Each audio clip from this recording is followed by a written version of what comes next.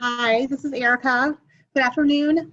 I think I just wanted to introduce this discussion today by kind of mentioning what we talked about the last session.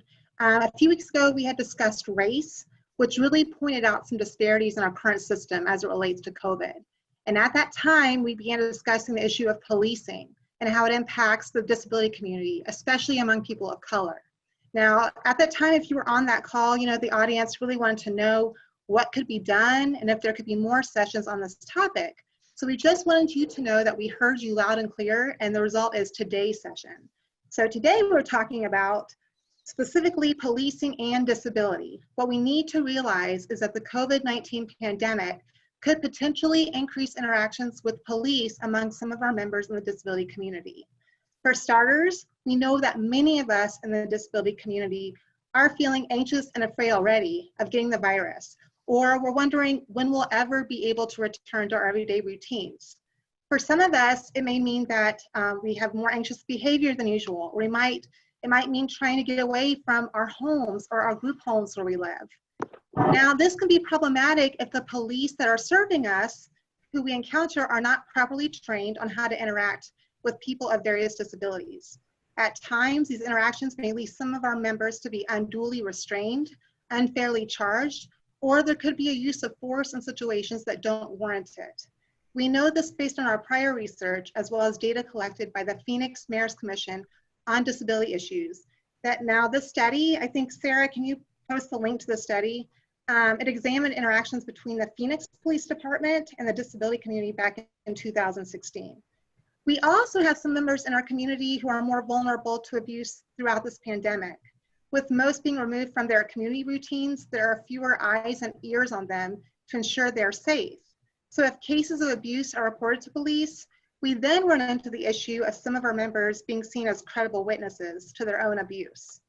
So today, we have an outstanding lineup of speakers who will talk to us about some of these issues and many more about policing and the disability community from their respective fields. And their remarks may actually help us all to determine how we can work together to assure the safety of our community. So we will start with my colleague and fellow disability advocate and champion, State Representative Jennifer Longdon.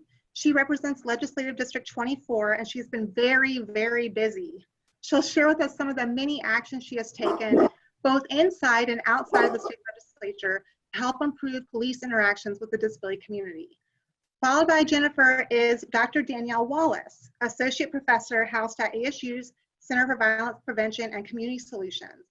She's also the mother of a young son with autism. She'll share her own research on police interactions with individuals with intellectual and developmental disabilities, specifically those with autism. And last, but certainly not least, we end with a lawyer, staff attorney for the Arizona Center for Disability Law, Corey Lovato. He's going to share some cases and actions that Arizona Center for Disability Law has participated in to address some of the issues you're going to hear about today. So Representative Longdon, we wanted to thank you so much for being here during this very busy campaign season. I know you've got a lot going on, so we really appreciate it. Will you kick us off? Thanks, I appreciate it. Let me start by apologizing because most of the time things are very quiet here, and for some reason one of my giant dogs has now decided that she needs to protect me. So I apologize that you'll be hearing Kuma's love and affection perhaps. Thanks for the introduction, Erica. I'm Representative Jennifer Longdon. I represent Central Phoenix and South Scottsdale, and I serve in the Arizona House of Representatives. Ballots drop today, so folks, please do watch your mailboxes if you receive your ballot by mail, and the primary election is August the 4th. With all of that said, I want to jump into this discussion on policing, and I'm grateful that you've invited me to join you. What you cannot see is I'm a full-time wheelchair user. I was paralyzed 15 years ago in an act of random violence. I was shot in a yet unsolved shooting. And so I am paralyzed. And at the same time, my fiance, who was with me, was shot in the head. He has a significant brain injury as well as blindness. So in very short order, I got a crash course in cross-disability awareness. And in my years of doing advocacy on gun violence prevention and on disability rights, I've had a lot of interaction on community policing. Before I go on, I want to share a little bit more on my own experience. I live in the city of Phoenix, and I was once the chair of the Mayor's Commission on Disability Issues. That's how Dr. McFadden and I originally met. I was the inaugural chair of the Phoenix Police Cross Disability Citizens Advisory Board, and I served on the City of Phoenix Citizen Police Trust Initiative. All of these were a few years ago. So I have a vested interest in understanding how policing works. Also, I want to add some information to this discussion. The National Council on Independent Living published one of their annual reports. I think it was 4 years ago, and in that report pointed out that people with disabilities were twice as likely as their typically able peers. Wait, let me start this over again.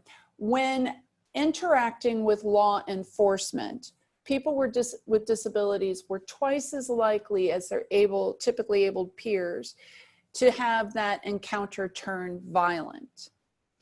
Also, the Rudiman Foundation about 2 years ago did a deep dive and learned that something in the area of 52% of individuals who die as the result of police use of force are individuals with disabilities.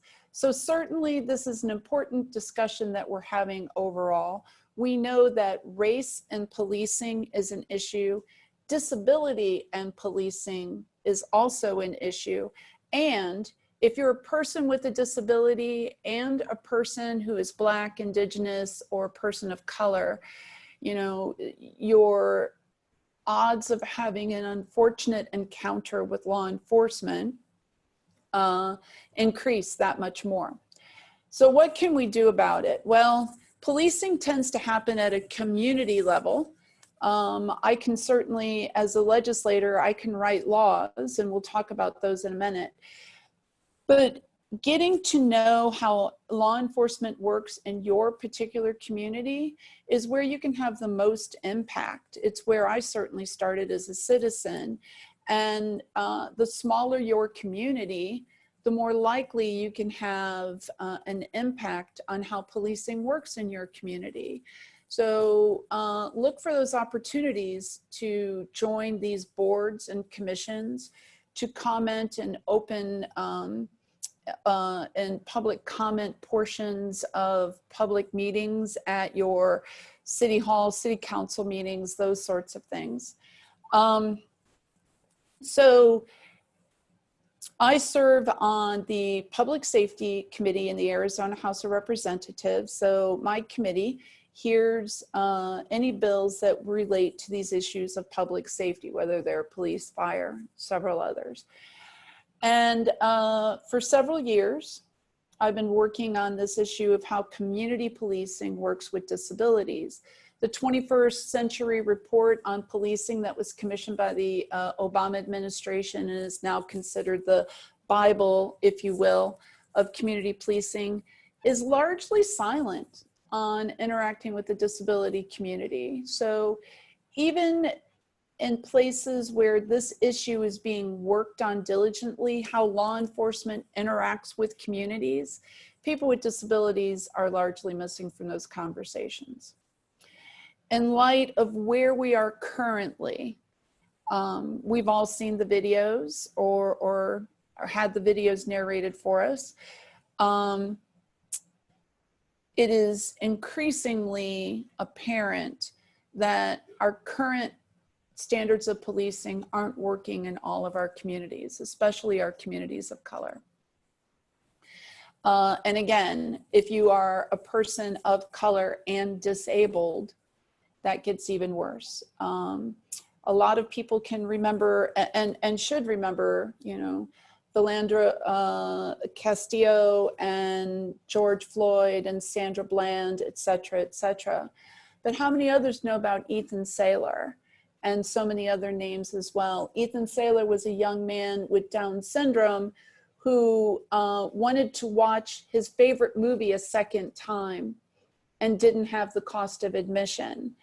and the theater wanted him thrown out, and the off-duty officers came to take him out. His caregiver was with him and said, "Mom's on the way, and she has the money." But they insisted on hauling him out and restraining him, and he suffocated. There was so much weight on his body that he couldn't breathe and died as a result of it. He died begging for his mother. So this is a story that we're all familiar with, but again, the disability narrative does not rise to the national level of consciousness. So here in Arizona, we have a couple of different legislative working groups working on this issue. Representative Bolding and Representative Peaton are taking on racial justice and policing. And I'm pursuing some additional angles, and we will come together with our research to talk about what we think our best solutions are. At this point in time, some of the things that I'm looking at the state level is the possibility of banning chokeholds, anything around the throat and neck. Now, you know, there are chokeholds that cut off the trachea, and then there are holds that cut off the carotid arteries on the side of the neck. And those are more likely what a law enforcement officer is going to use if they're going to use that type of restraint. I'm also looking at the use of chemical irritants, pepper spray, tear gas, whatever we choose to call it. And I'm looking at some of those angles at this point in time. At this point, I just want to double check and see, is CART doing okay? Am I talking too fast? Is everyone getting where I am? Do I need to slow down? Okay, I'm not getting any feedback that that this isn't being received. Okay, I hear we're good. All right. The captioning's looking good. Okay, good. Thanks so much. So again, as citizen advocates, I think that we need to continue to ally with other identity groups who are facing the same issue. But we need to make sure that our voice as a block is being heard as well. So again, we need to talk about policing and policing violence. We need to talk about that in terms of people of color, but we also need to talk about it in terms of disability and the intersection of being a person of disability and a person of color. A person of color with a disability. There we go. So I'm going to continue to do the work that I'm doing. Important issues like supported decision-making, to raise awareness of people with disabilities in everyday life and how our lives are impacted by every policy decision that's being made at the state, the county, the city level. Our involvement as individuals make a difference. Write letters to the editor, contact the media when they get descriptions of disability wrong. Make sure they're using the National Center on Disability and Journalism style guide so that they quit mislabeling us. These are all important steps that each of us can take to play some role in moving these issues forward. At this point, I'm happy to yield back my time so that we can keep the conversation going or take questions. That's up to you, Erica.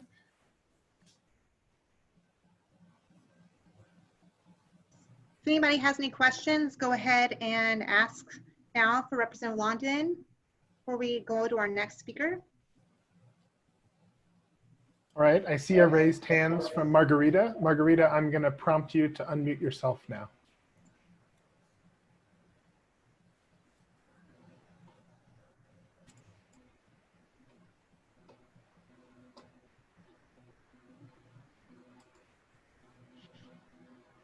Get another No, unmute prompt. it wasn't working for some Here we reason. go. We can hear you now. Yes, thank you very much for the opportunity. I'm very pleased that you are presenting today, Representative Longdon. I'm very pleased to see you. And as an advocate and mother of a person with a disability, I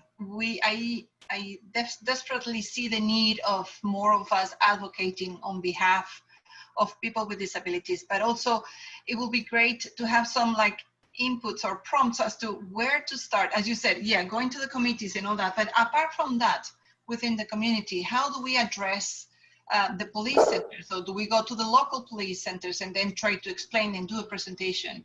I mean, more hints that we could actually take on consideration in order for us to do this advocacy and be more present in the community. I'm aware that the more people are exposed to people with disabilities, the more normal the tendency will be of acceptance. So I think we need to be more open. And some of the times what I see is people are not trying to be aggressive or anything, but they just look away. They don't try to make a contact. So there are many areas that our society needs to work on. So if you could just give us a few ideas, I will appreciate it. Thank you. Thank you, Margarita. I appreciate that very much. So I think that your opportunities kind of depend on the size of the community in which you live. If you live in a very small community, going to your city council meeting and speaking up, and let me remind you that every public meeting in Arizona is governed by open meeting law that requires that they have an open comment period at every meeting for public comments. Now, they may limit the amount of time. So if you decide that, say you live in Bisbee or Jerome, you know, a smaller city, when you go to that meeting, make sure you write your comments out, because gosh, that 90 seconds to 3 minutes that you often get passes so quick. I find I'm still clearing my throat and my time is up at some of these things. If you live in the city of Phoenix, you can contact your city council member whose job it is to represent you in your smaller community and ask them how to get your voice heard. Certainly you have opportunities like we see here through the Developmental Disability Planning Council, through the ARC of Arizona, through the Arizona Center for Disability Law. If you're unsure where to dig in, these are great resources to help you personalize your choices. Now, in the city of Phoenix, the 5th largest city in the United States, if I were looking to dig into this issue right now, some of the places I would go, and you can use Google to see if you have these same resources in your own city, is my own sitting city council member, my mayor's office. Here in the city of Phoenix, we have the Mayor's Commission on Disability Issues. And I think Scottsdale has one, and Mesa and Tucson all have their own versions of these kinds of meetings to hear from the citizenry. And then here in the city of Phoenix, there are, the Phoenix Police Department has several identity-based citizens advisory boards. They have 12 of them. So there is, I won't get them all. There's an African-American advisory board, a Muslim advisory board, a people of faith advisory board, Latino, LGBTQ, and the most recent one is a cross-disability advisory board. And each of these boards is made up of appointed members of the committee who represent a particular identity group that tends to have additional issues with policing, so that they can have a direct interface with the Phoenix Police Department and discuss how their issues might be impacted by policing procedures. And it also allows an opportunity to, as you said, Margarita, norm our experience into how policing works. I think one of the most important discussions I ever had with the current Chief of Police, Jerry Williams, was talking about a lawful order. there was an issue where a citizen did not obey a lawful order. And my question back was, do you know that they even understood that lawful order? Because not everyone can process language at the same rate or at the same level of ability. If an individual is deaf, if they have a PTSD, if they have autism, there are a million other reasons why an individual might not understand, stop, put your hands up, walk backwards. There are a million reasons why a person might not comply with that order other than they're just not going to obey the police. And so we need additional cultural training. So one of the calls happening right now, especially through the Black Lives Matter movement, which is critical and important, is culture training for law enforcement. But we need to make sure that disability, the disability culture, is part of all of that training as well. Margarita, I hope I answered your question because I tend to go on and then go into my own place. All right, I think we have another hand raised, so we're going to go to Cynthia now. Cynthia, I'm going to prompt you to unmute.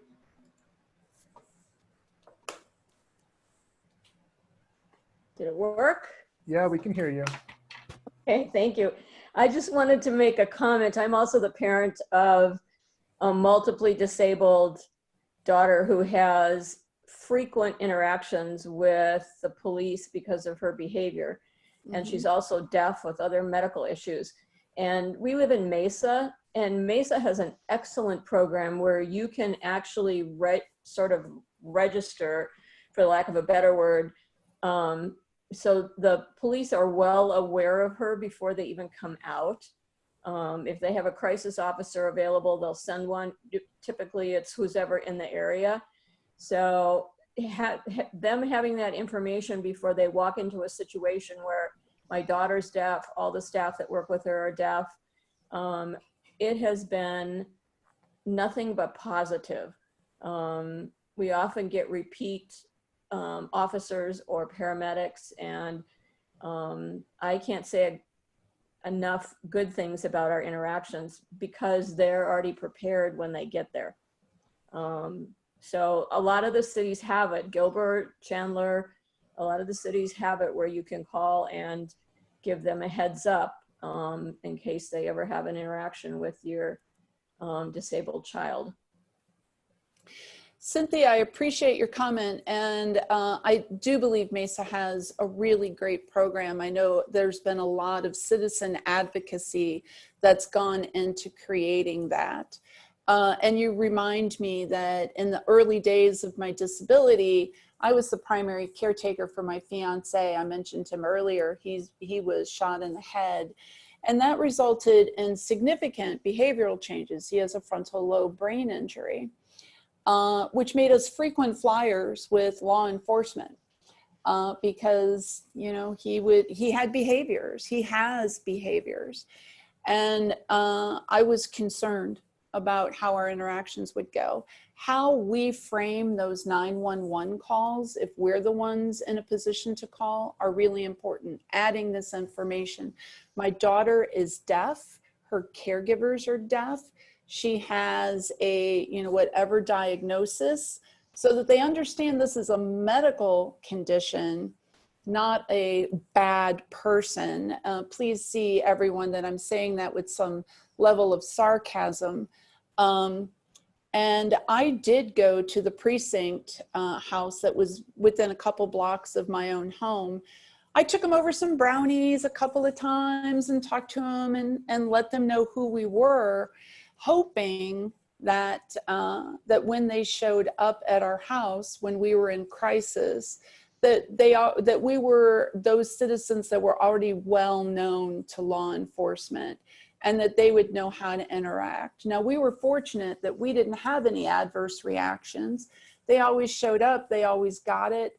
But gosh, you know, you need one person who decides they're just going to power through this rather than listen to, you know, 15 minutes of how he's an angel and really is here to save the whole world from destruction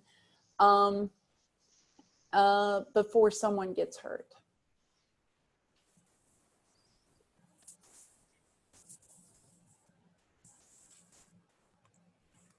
All right, everyone, this is Sarah Roof.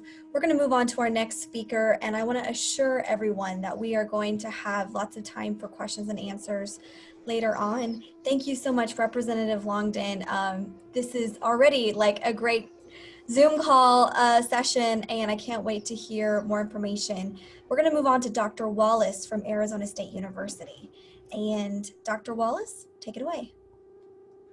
Hey everyone, just give me 1 second to share my screen so I can share my slides with you. There we go. I hope that works. Can everybody see my slides? Okay, I saw a couple of head nods, so fantastic. First of all, thank you so much for inviting me to speak today. I'm going to talk a little bit about police contact with individuals with intellectual and developmental disabilities. I'm going to speak specifically about some of the research that I've done locally on autism. As Erica mentioned, I have my own son with autism, and this work really came out of a place of talking to my colleagues and my friends, all with children with varying levels of verbal abilities, speak to me about their fears regarding police contact. So I want to give out just a little bit of a background information here so that we can be on the same page. Individuals with intellectual and developmental disabilities come into contact with the police for a variety of reasons, just like everybody else. Traffic stops, calls for service, and the like. But they come into contact more frequently with the police because they tend to be victimized at a higher rate than their non-disabled counterparts. And this is particularly salient for individuals with cognitive or developmental disabilities. About 7 to 10% of all calls that the police have are for mental health issues, which include developmental disabilities. And they're very time intensive and they're very resource intensive calls for the police. So this is something that the police really need to take care when they approach dealing with these calls and how much resources they use for these calls. Whether police officers are trained to know about intellectual and developmental disabilities is really dependent on the department itself. There's a ton of variability in what the training consists of, which departments are trained, and there's no real federal standard, as Representative Longdon mentioned, that this is really a local level problem and that each department can choose how they want to approach it. And some departments are fantastic where they have civilian writing amazing training programs on a host of different disabilities, and other programs haven't even thought of it yet. So it's a wide variety of training programs around the nation, and they're not very commonly used as of yet. So we have a number of different gaps in our knowledge regarding what constitutes or what happens within police encounters for individuals with intellectual and developmental disabilities. What we do know is largely from the news media, not necessarily any kind of detailed knowledge of what's happening. We don't often see and hear about the good interactions that happen, or the non-important interactions where nothing was great, nothing was bad. We hear about the very severe, very negative interactions. So in this context, I just want to bring forward 3 important points. First, that disabilities are unique. They come with a lot of unique characteristics that may impact police work differentially depending on the disability. And like I just said, we have little information what happens during the police contact that might have dangerous and negative outcomes for the individuals.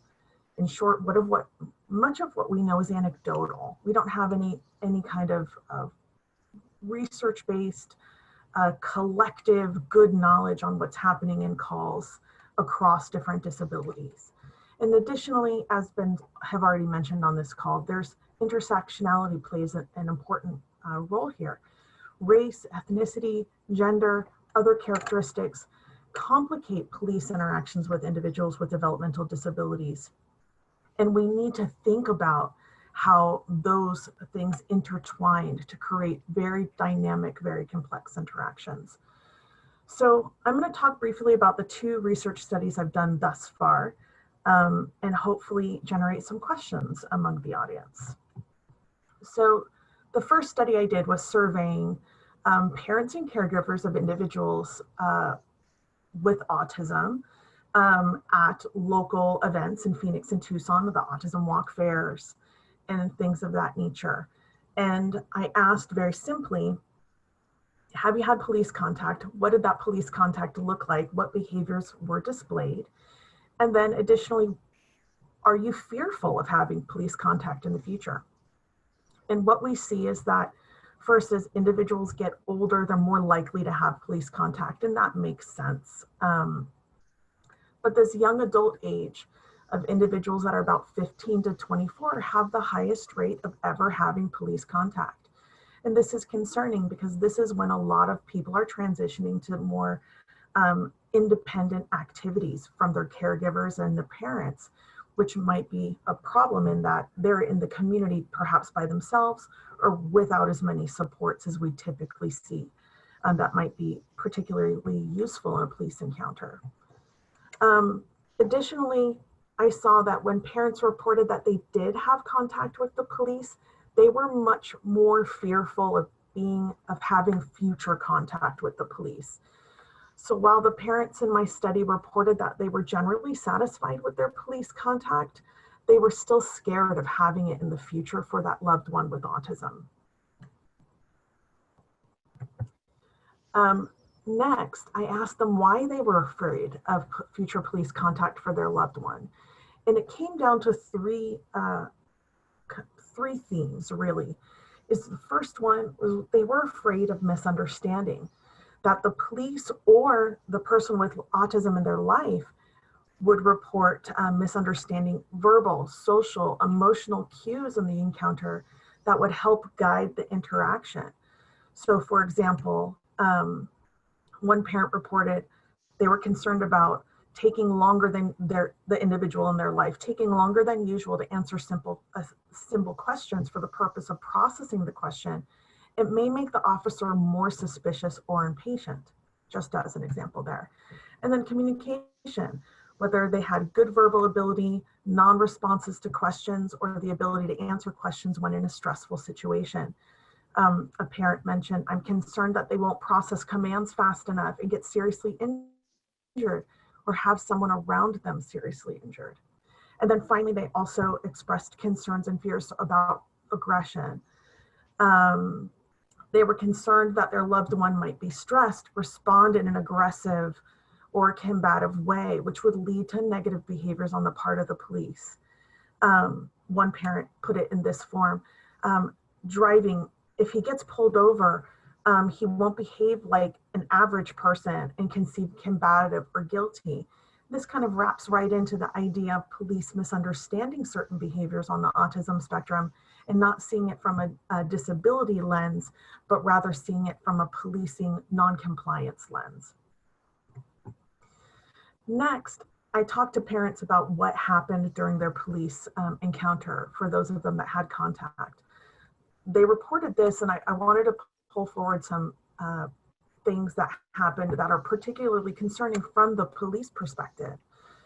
About 17.5% engaged in self-injury, 54% didn't answer questions, and they didn't show, less than 44% didn't show interest in the conversation.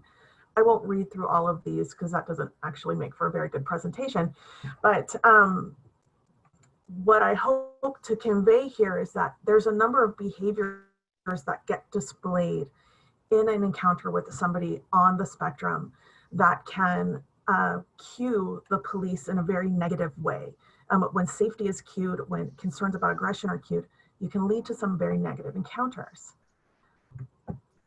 So I wanted to show this. This is a slide showing all the different things that the police are commonly trained as showing deception on the part of a citizen.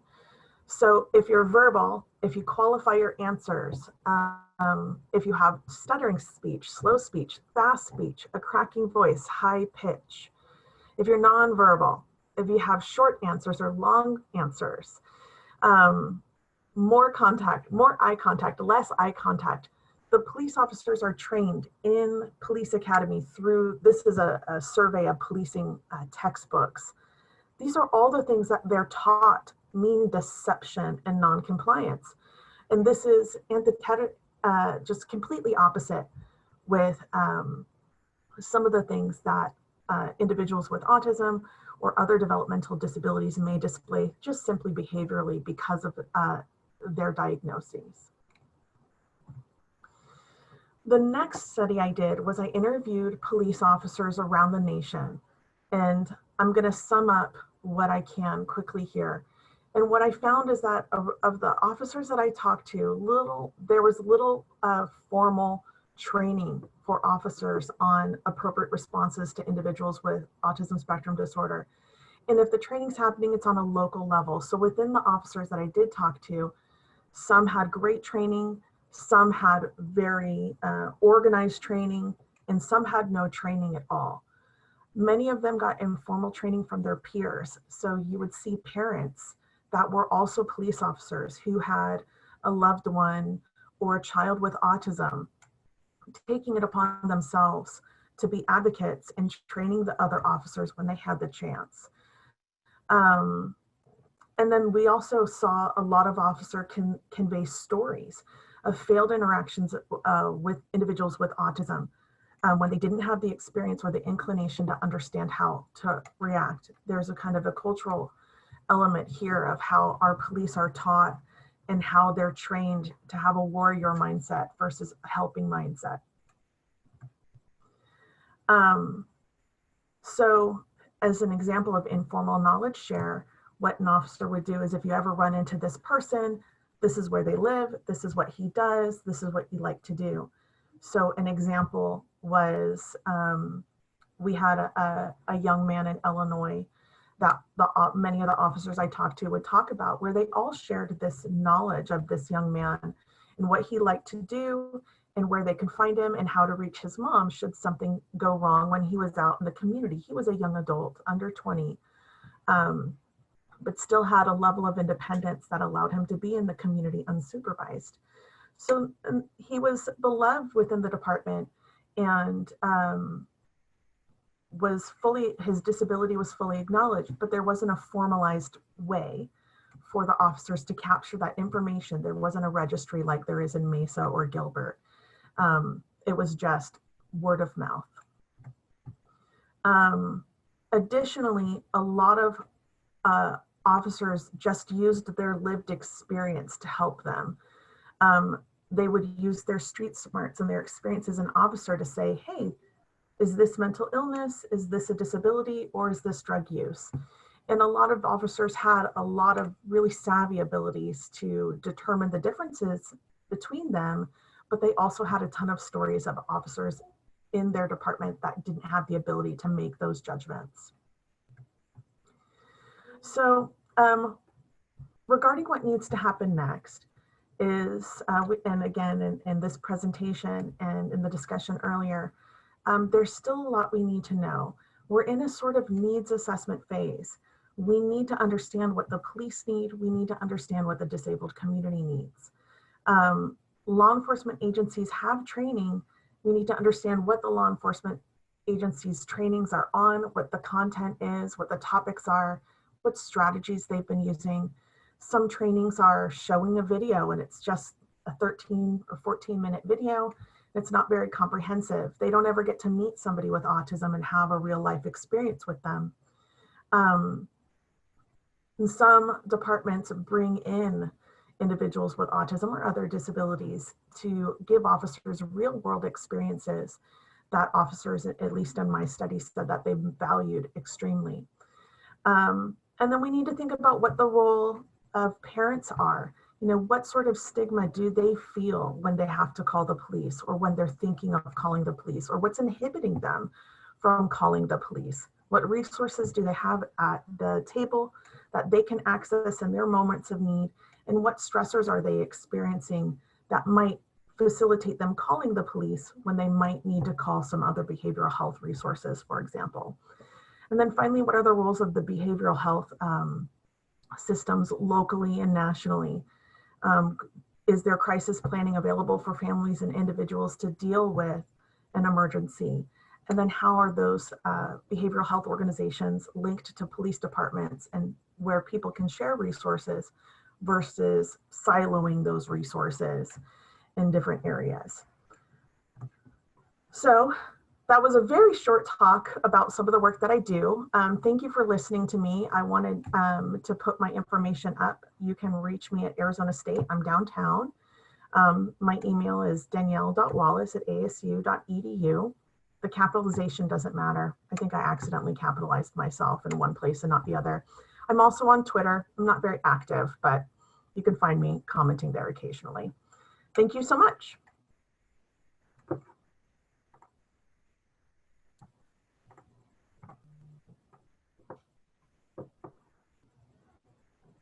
Great. So if anyone has any questions for Dr. Wallace specifically, now would be a great time to put them in the chat. We do have some.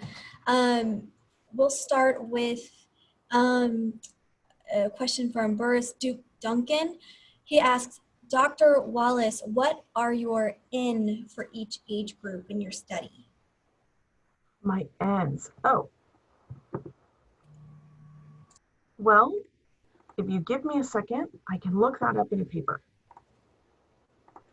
I surveyed about 370 families.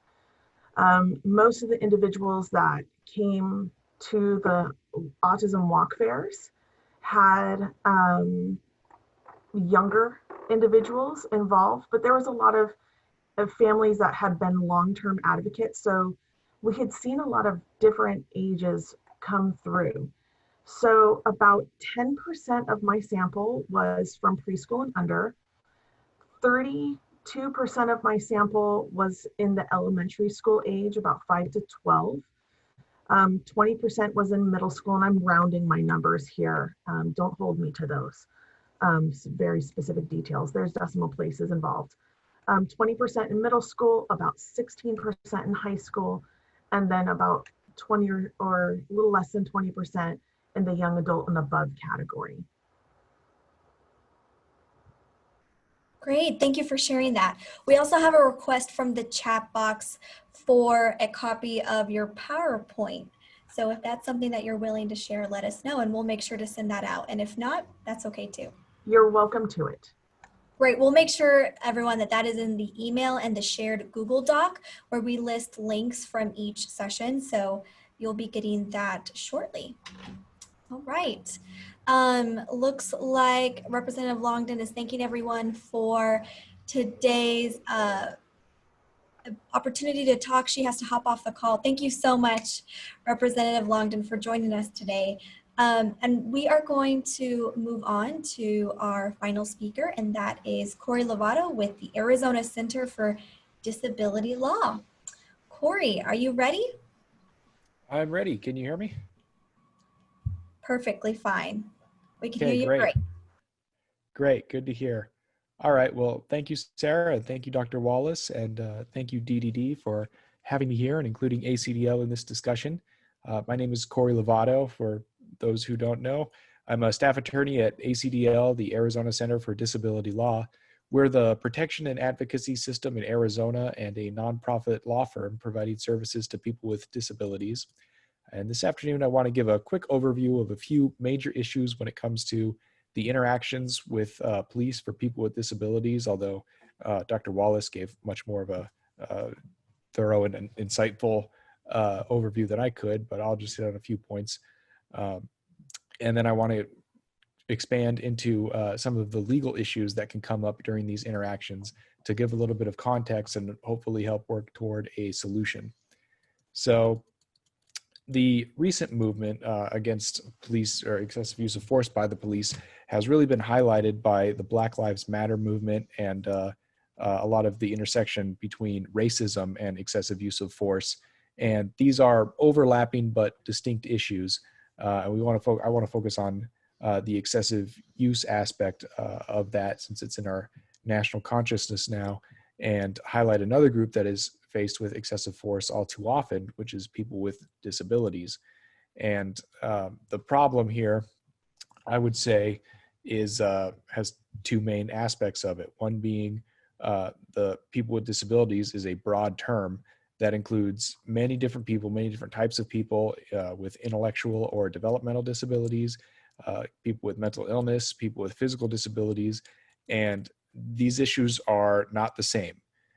Someone with an intellectual or developmental disability could act much differently than another individual with schizophrenia or PTSD, and even among someone with an intellectual or developmental disability, someone with autism, for example, could act much differently than an individual with a brain injury or something.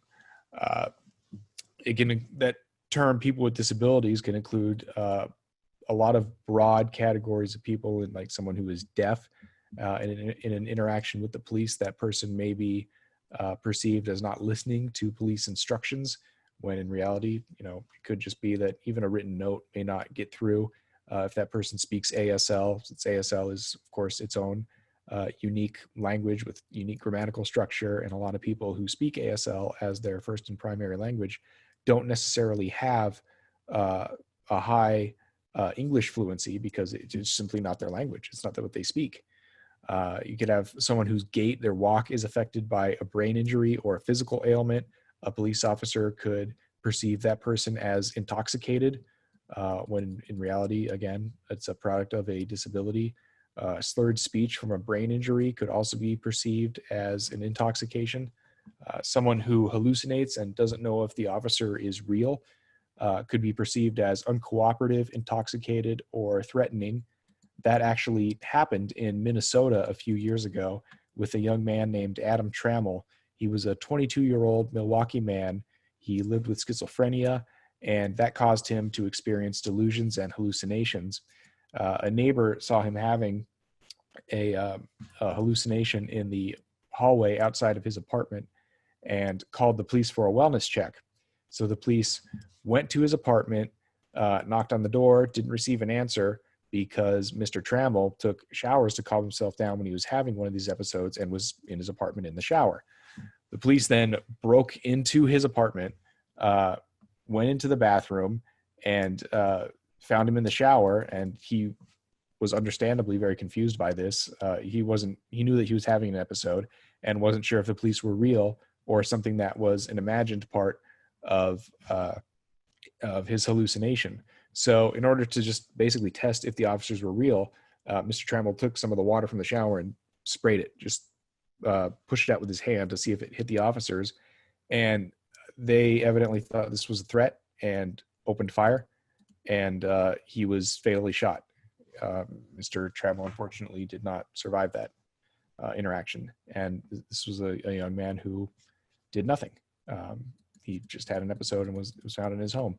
And that the whole scenario could have been avoided if there was just a little bit of training and understanding there. This is coupled with a history really throughout our society, but more broadly, people in general, just humanity, looking at people with disabilities is a history of maybe infantilization, fear, and above all, misunderstanding. This is even worse for people with disabilities who are a minority racial group. They're an increased risk. There's a perception that people with disabilities lack independence and should not be let out, for lack of a better term, which is obviously a very dated and a way of thinking that we would like to change. And the second main part of the issue, or at least from my perspective, aside from the perception of people with disabilities, is just the police training and how that can interact with people with disabilities when the police respond to a situation. The police are trained to sort of take control of a situation when they arrive on scene. And this for most people, for the average non-disabled person, is a way to have the situation de-escalate by having the officer take control.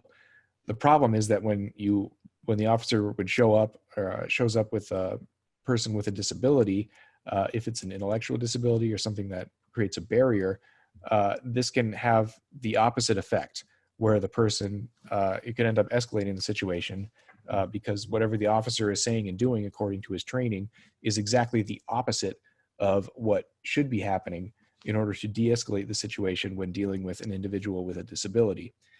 And if you look at the training for police officers, they are always trained, or at least almost always trained, to look for signs of intoxication, but they're almost never trained, or at least not often trained, to look for signs of disability. So this is sort of the equivalent of like not knowing the difference between a drunk driver and a lost driver who's looking for a certain address in an unfamiliar neighborhood. There are differences between the two, but it takes a trained eye or a keen eye to recognize them. And police may have experience being that lost guy or finding the lost person, so they'll understand when the driver is lost, but they rarely have experience with a specific disability. And because disability can run the spectrum of so many different things that can lead to so many different behaviors, if there is no training there for the officer to know how to recognize what it is that he or she is looking at and what it is that the person with the disability, why it is that they're acting the way that they're acting, there can really be a bad misunderstanding there. It all kind of boils down to a lack of information, both on the side of society more broadly, but particularly with police officers who really, I think, need to have some kind of training to know what it is that they should be doing when they interact with a person with a disability and how to spot that. This is illustrated by group homes and other DD providers who may be hesitant to call the police first because the police don't always know how to interact with the individual who's in that home. Or if the police are called, the people who call have to explain that, yes, this person, say, has autism or a brain injury or whatever, and it causes that person to act a certain way that's not threatening, just so the police have that information when they show up. Because if a police officer comes up to a situation with a person with a disability acting not in accordance with that officer's expectation, and that officer attributes that behavior to something other than the disability, it can be very dangerous. And it's just really best for all parties to address this proactively rather than reactively. A good example that I want to give, just to run through here, happened in Buckeye in July of 2017.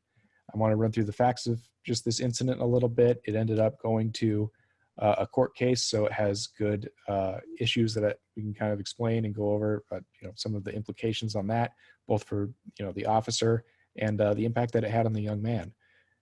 It was a 14-year-old boy by the name of Connor Liebel. He has autism and was in the park with a caregiver. The caregiver left briefly because the boy knew the area, and it was good for his independence for him to be left alone and to be somewhere where he can explore safely, where it's less of a risk to him. And while his caregiver left, a police officer and drug recognition expert in the Buckeye Police Department was driving around in an unmarked black Ford truck and saw Connor on the corner, and he was acting how the officer thought was intoxicated. The officer thought that he was acting intoxicated. Now, in reality, Connor just had autism. So he was stimming with a string. He had a piece of string that he was smelling to stim and to sort of calm himself down. And when the officer saw that, he thought that he was taking some kind of inhalant. So the officer got out of his car, approached the boy, and asked what he was doing. And he replied, "I'm stimming." The officer said, "What's that? I don't know what that is." And Connor tried to sort of back away. He said, I'm not doing anything. He starts saying to himself, I'm okay, trying to calm himself down. The officer immediately tackles the boy, holds him on the ground and calls for backup. The boy's caregiver at that point arrived and said, he has autism, and he can be hypersensitive to sounds or touch. Even a slight touch could cause him to have great anxiety, discomfort, physical pain, all quite typical to be, or quite typical of people with autism. So when the officer tackled him and held him on the ground, Connor sustained cuts, bruises, scratches to his face, his back, his arms. He had a badly swollen ankle that required multiple surgeries to correct. And after the incident is over, his family ended up filing a lawsuit against the city of Buckeye, the officer who responded, Officer Grossman, another officer who was on the scene, and the chief of the Buckeye Police Department. They're asking for, or we're asking for $5 million for 9 different claims. And I'll just list them off really quick. It was false arrest, use of excessive force, failure to train and or supervise, ratification of unconstitutional conduct, wrongful arrest, different than false arrest, failure to accommodate under the ADA, battery, negligence, and negligent training and supervision. So the case went to a federal court in Arizona, and 4 of the 9 things that I just listed were dismissed. The rest were allowed to remain, and it was then appealed to the Ninth Circuit, which is the Federal Court of Appeals. For anyone who's unfamiliar with federal courts, there's basically 3 layers. There's the first district court level. That's where all the trials are held. That's like the lower courts. The courts of appeals are one step higher. And then the Supreme Court is up top above all of them. And very few cases make it to the Supreme Court. Supreme Court can decide whether it wants to take a case or not. So for the most part, when you get to a court of appeals, that's probably the last that you're going to hear about the case. So it was a big deal to get when this case got to the Court of Appeals in the Ninth Circuit. And it basically upheld 3 things that the lower court had ruled. It said that, number 1, the officer couldn't hold the young man any longer after he told him that it was a string and that he was stimming, because the officer lacked reasonable suspicion to continue that stop. Number 2, the court held that that stop turned into an arrest once the officer tackled the young man and held him on the ground. And then number 3, this is the big important one, is that the officer was not entitled to qualified immunity. So qualified immunity is a principle of law that basically allows police officers to be immune from civil lawsuits, while they're acting within the scope of their duty. So even if a police officer hurts you or something while you're being arrested, or while the officer is performing his duties, the officer, you can't sue that officer in his personal capacity unless you can show that he violated a clearly established statutory or constitutional right that a reasonable person would know about. The takeaway from that is it's a pretty hard thing to prove, but that happened in this case. So for 2 of those charges, for false arrest and for use of excessive force, this young man and his family are actually able to sue not only the 4 people who or the 4 people or entities that they listed originally, but they can go after this officer in his personal capacity because he acted that far beyond the scope of his duties while he was doing this. So I bring this up because I think it highlights some of not only the obviously problematic issues with the officer responding to that incident, right? It was a young man with autism. The officer was trained to recognize drug intoxication. He was well trained in that, but he was not trained to recognize the signs of someone with autism. So because of that, the officer ends up tackling this 14-year-old kid and holding him down because he thinks that he's intoxicated. This 14-year-old kid, for his part, was just out in the park doing nothing. This is terrorizing to him. He ends up with cuts, bruises. He needs surgery on his ankle. And now the officer and the police department are all being sued, and the chief of police. This is not good for anyone.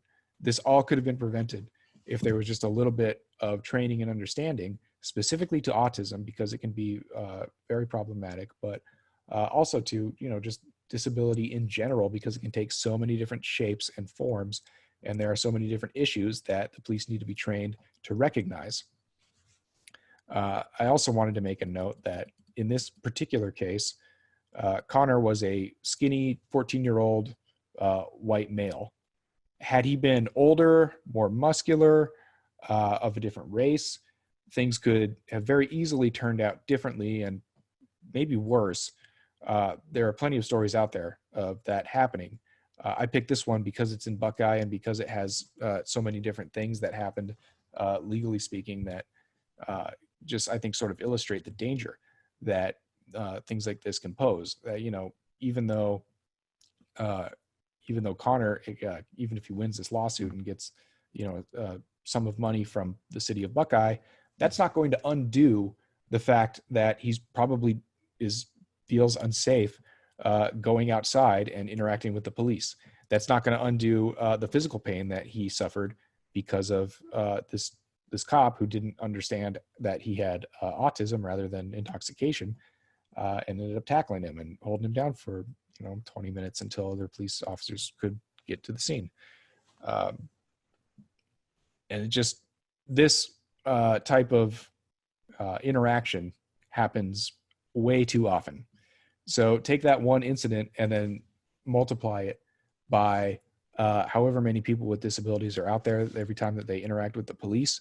And what you end up with are these really problematic ramifications that this lack of training can have, and a big negative impact that it can have on the community, leaving people with disabilities feeling alienated or unsafe in their own communities.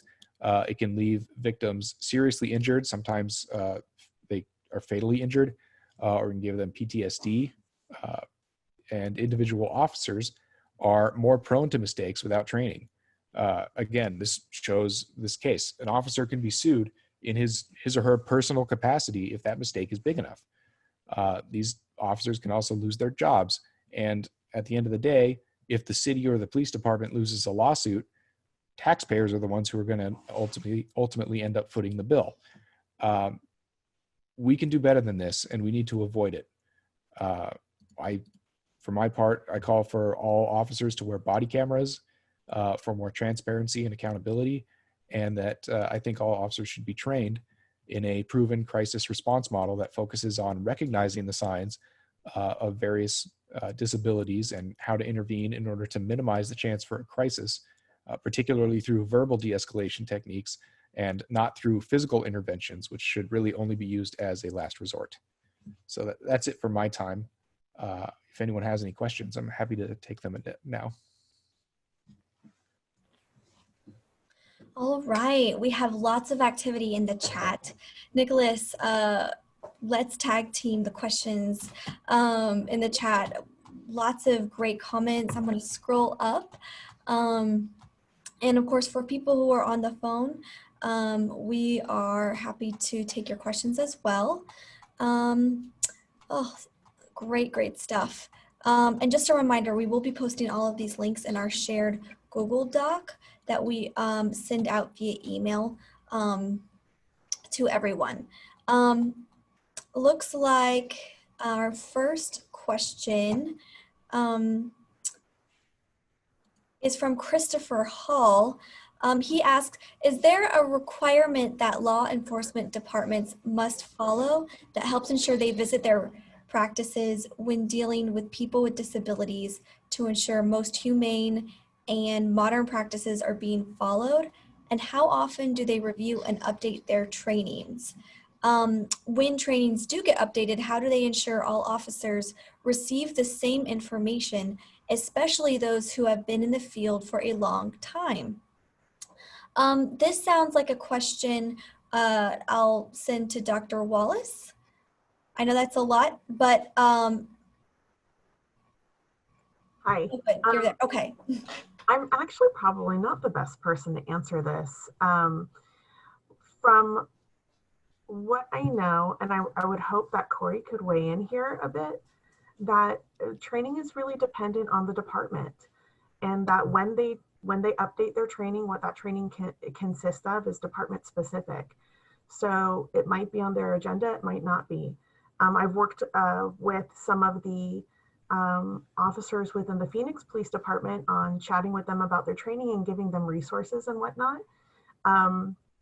And they are actively thinking about including training specifically about autism in Phoenix. There is, I believe, a civilian trainer and somebody that's creates this training on the line, Nancy Martinez. She works out of Chandler. She's phenomenal and has done created multiple trainings on multiple different developmental disabilities. So really the question isn't, is department specific. So as far as the state is concerned, there isn't this massive legislation. Policing is considered a state and local level problem, not a federal problem really. So there's not generally a lot of standard guidelines to be had. I think that pretty much nails it, or at least as far as I know. I'll admit that I'm maybe not the best expert to be answering this question either. I do wish that Representative Longdon was still with us, because there is a bill was a bill in the Arizona legislature to require training for officers, I believe through all of Arizona, to go through certain trainings on how to interact with people with disabilities. And I was following that up until about March or April, and then all the coronavirus stuff happened, and I sort of lost track of it. But I believe she was the sponsor of the bill. So she would probably be a great one to ask this question to. And I guess also to follow up on that bill to see where it is.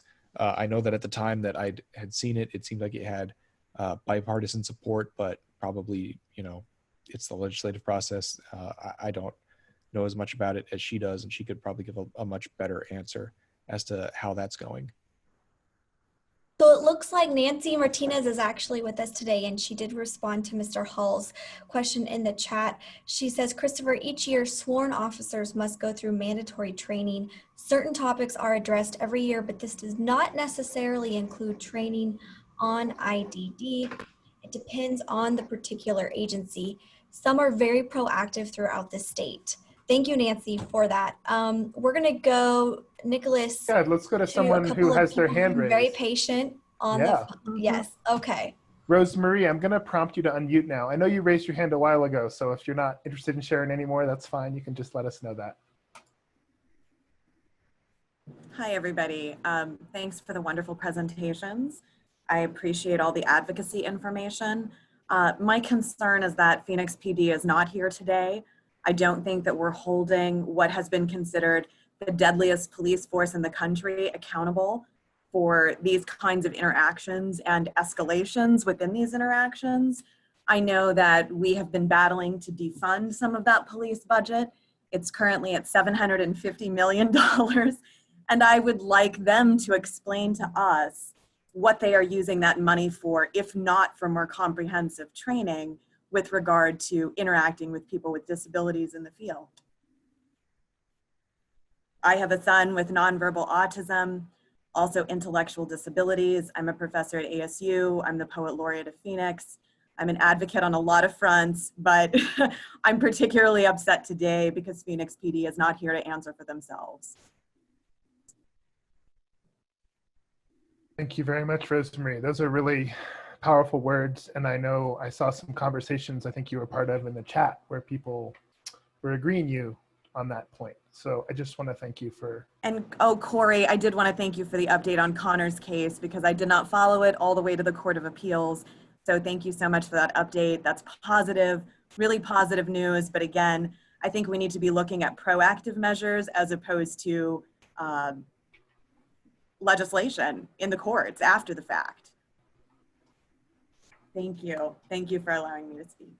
Thank you. I'm going to go to someone else that's had their hand raised for a while, and then we'll go back to the chat. So Shauna, I'm going to prompt you to unmute now. Hi, thank you. Yeah, all these presentations have been really informative, and they all kind of encompass kind of what my biggest concern as a parent of a child with a brain injury and autism with significant intellectual disabilities, there's that issue of, kind of how we've become reliant on the mental health system to help in these crisis situations. I've been in mental health down in Southern Arizona as a clinician in the crisis system for 10 years. And now I'm at the Regional Behavioral Health Authority down here as part of the crisis and justice team. And something that I've noticed is the fact that, the training needs to extend beyond law enforcement to the mental health system. I've been part of working on all of these really amazing, kind of justice reforms statewide when, developing the sequential intercept mapping and diverting people in a mental health crisis to the appropriate services and things like that. However, it doesn't support those individuals with an intellectual or developmental disability. Often crisis mobile teams are not trained to work with this population. They don't understand how to respond and interact to somebody with a neurological difference as opposed to somebody that's having a psychiatric issue. And these are people, Down syndrome, brain injury, autism, the list goes on. And often what I've seen a lot is that when somebody is in a crisis, even if law enforcement does, have the wherewithal to activate the mental health crisis system, they can often, just exacerbate the situation by not knowing how to respond to these individuals. And so while we're focused on, I understand encounters with law enforcement that result in use of force and injury, or, heaven forbid, death, we also need to kind of pay close attention to the outcomes where those with an intellectual and developmental disability don't get the appropriate response and interaction from the mental health crisis system and do end up being booked into jail and now are required to kind of navigate and go through the justice system. From what I see in my role, locally, and then from what I'm reading, on a national level, these individuals, they're the ones that get stuck in our system. They're those with a high rate of recidivism. They end up eventually in prison and in and out, for sometimes their life because nobody really even addressed that intellectual disability. I see this a lot for our children with autism that are at that transition age, between 17 and 24, as they and their caregivers move away from the children's mental health system and the supports that those provide, to the adult system. Law enforcement is much more present when, there's behavioral issues. And often if that individual does maintain, guardianship of themselves, they don't understand how to navigate these processes, and the caregivers and guardians are kind of at a lack for what they can do and advocate for. And so I think for me, I just see a huge disconnect between, all this new reliance on mental health crisis and, to help law enforcement understand when they have no training or anything for this population. Thank you very much for sharing your perspective, Shauna. It's greatly appreciated. Thank you.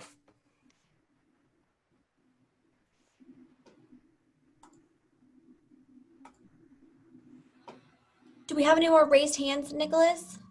Or Yeah, do we go? one more raised hand here from Margarita. Margarita, All right. I'm going to unmute you now. Okay, so it's me again, and I'll try to be brief. I found Shanna's comments extremely interesting and really helpful. My point goes to the presentation that Mr. Lovato did, and I found that also very interesting. So it seems to be that, for what I heard, is that there should be like a separate entity within the police department that should be trained in dealing with people with disabilities, because it seems to be, as Shauna just mentioned, it's not the same to treat somebody with a disability than somebody with a mental health issue, or even with those under drugs or in the criminal area. So the training should be addressing all these differences, and probably they need more people to work on, and maybe bringing back the point of somebody else who mentioned the budget, to see if the budget can be differentiated or divided into different entities, different groups, to support different needs within the community. And the de-escalation of the problem will be huge, because people are going to be addressed properly, and maybe the situations won't go as far as something really bad happening to the person being addressed, or even not even facing jail things. So that's something important that probably, as a lawyer with Mr. Lovato and also with the representative Longdon, we could be working on, as to push on for more of these services. Thank you. Thank you very much. I don't know if you want to respond at all, Corey. Yeah, I can give a quick response here. So if I understand your proposition correctly, it's to create, you think there should be like a separate division, I guess, in the police, in the Phoenix Police Department, and that division would specialize basically in just being able to interact with people with disabilities. And when there's an issue that involves a person with a disability, someone from that division could go out instead of just a regular police officer. Is that right? Did I kind of accurately sum that up? Okay. Yep, Margarita's nodding her head. Okay. I would have, I guess, two thoughts on that. One, that I do think that there absolutely needs to be someone in the police department who is familiar with individuals with disabilities across a broad spectrum of disabilities, and can inform the rest of the department as to the training on how to interact with that, or how to spot that, especially because there's essentially two things that the officer needs to do. First, the officer would have to identify that this is a person with a disability, and then second, the officer would have to probably alter the usual behavior, the usual training, in order to interact with this particular person because of the disability. So I 100% support that should be something that is in the police departments, in every police department, really.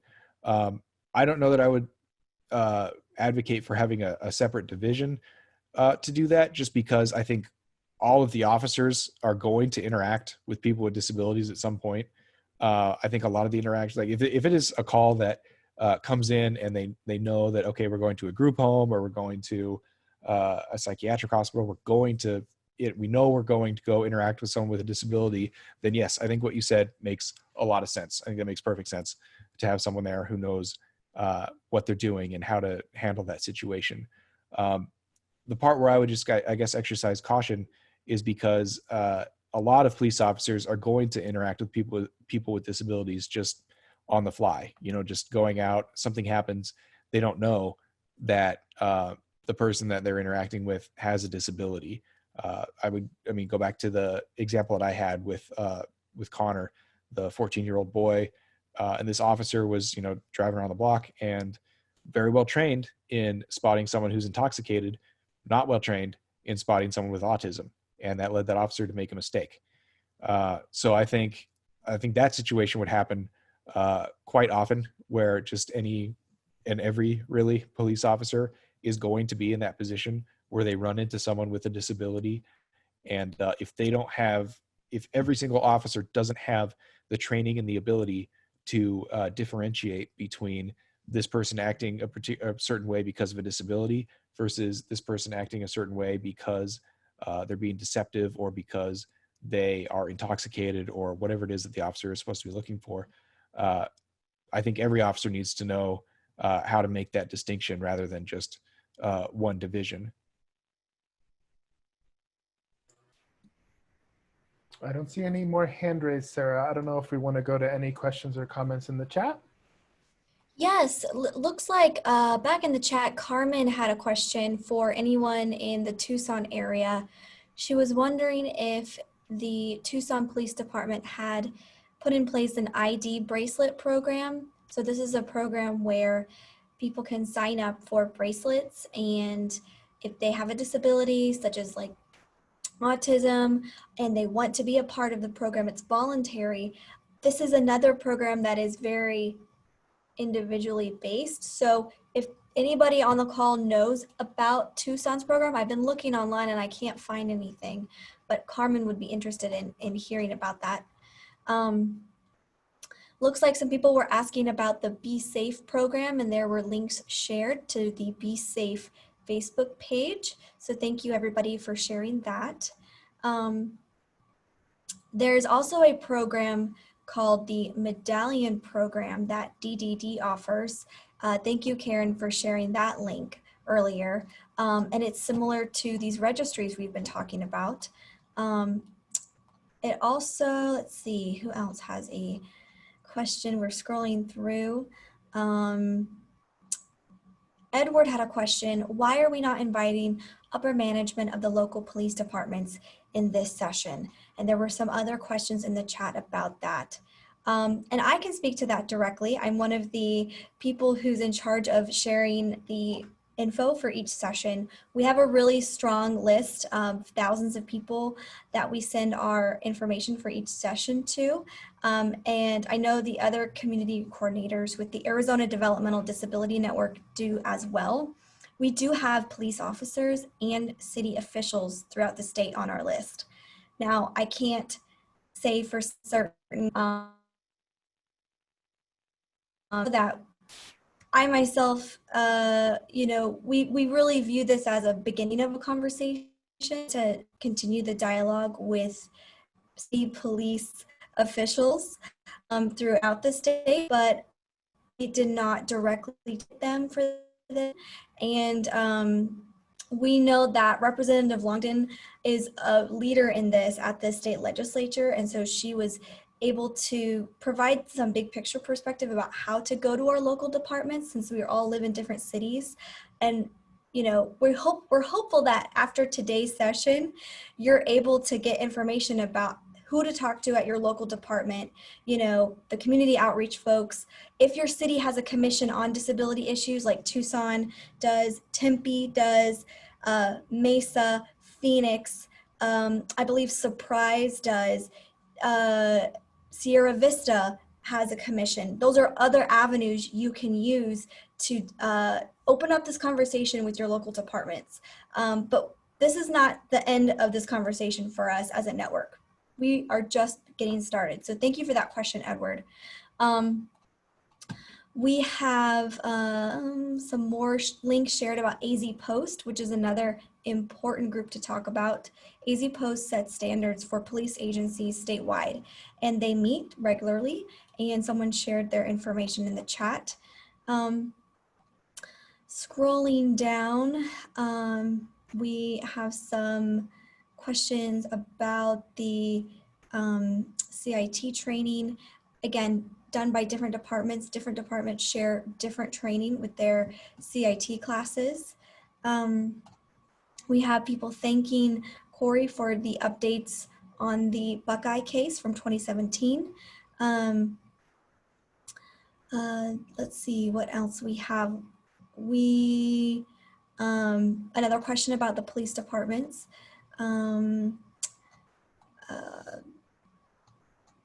Scrolling down. Some people are pointing out that some non-policing services like social service agencies are really well equipped at times to go out to calls where there are psychiatric crises happening.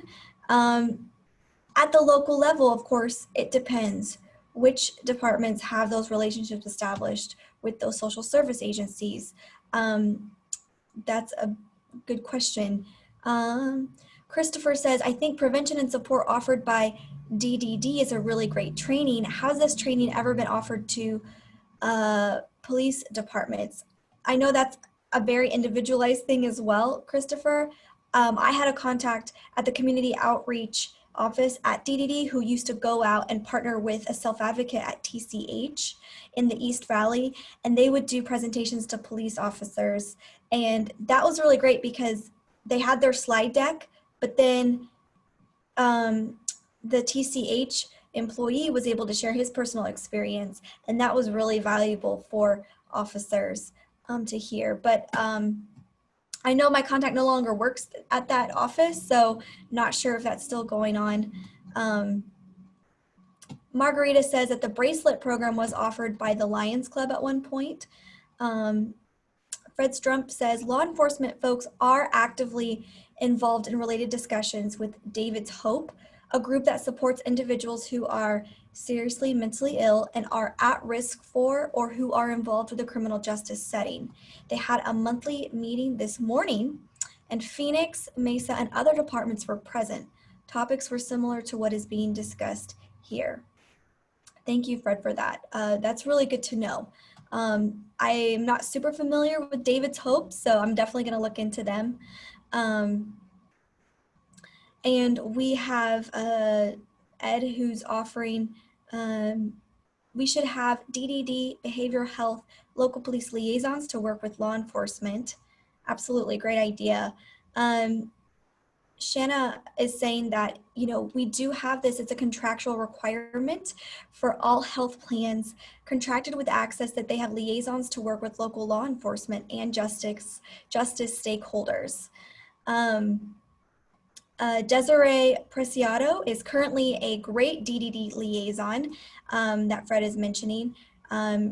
She is sure that she'd be willing to talk with individuals who have concerns. And then Shanna shared the link from Access about those justice initiatives. I'd love to see all this like resource sharing. This is exactly what these calls are set up for. So thank you everyone for sharing these links.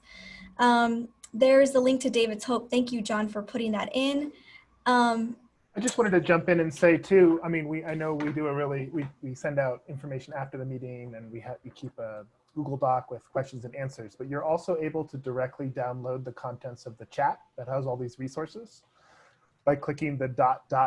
button right next to where you type in chat, and you'll see one of the options is save chat. So I just want to remind folks, if you're furiously trying to keep up, that you can just do that and pull the whole thing for reviewing later.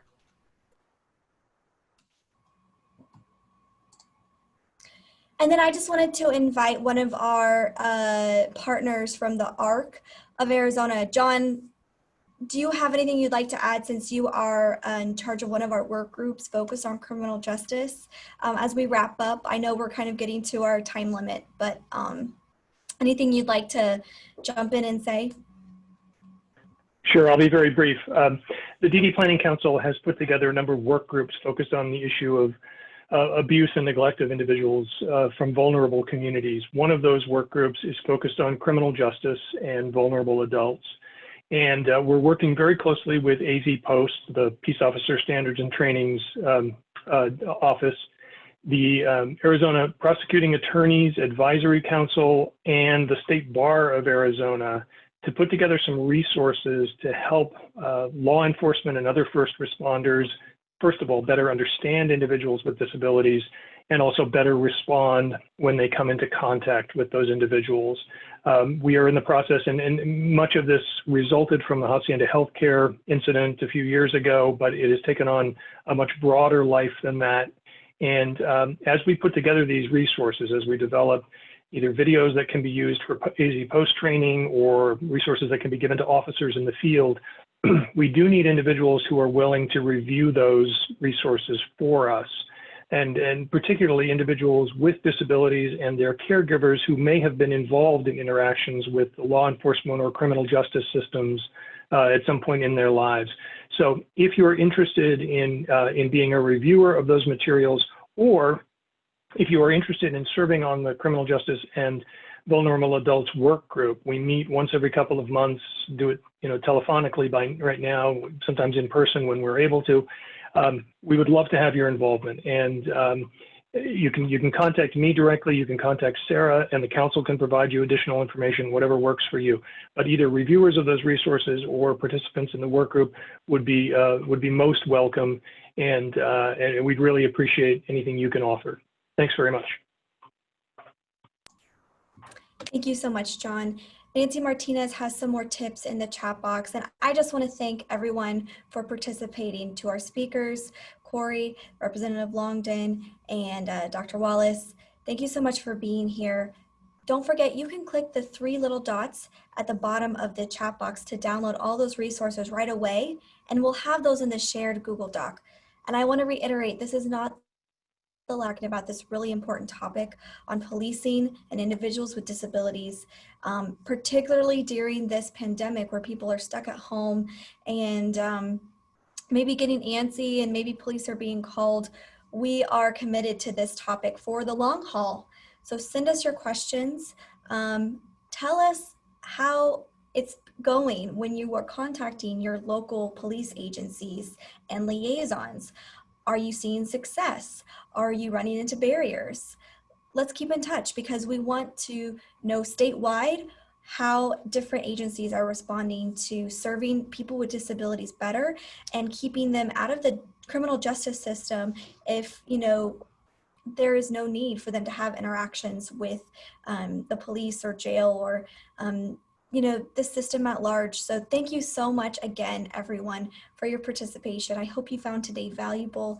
And we'll leave the chat open for a little while. I know people like to scroll back through and share a few more links. And if you have ideas for our next, either follow up to this particular topic or for our next weekly Zoom call around serving people with disabilities during COVID-19, let us know. My email will be in the chat box.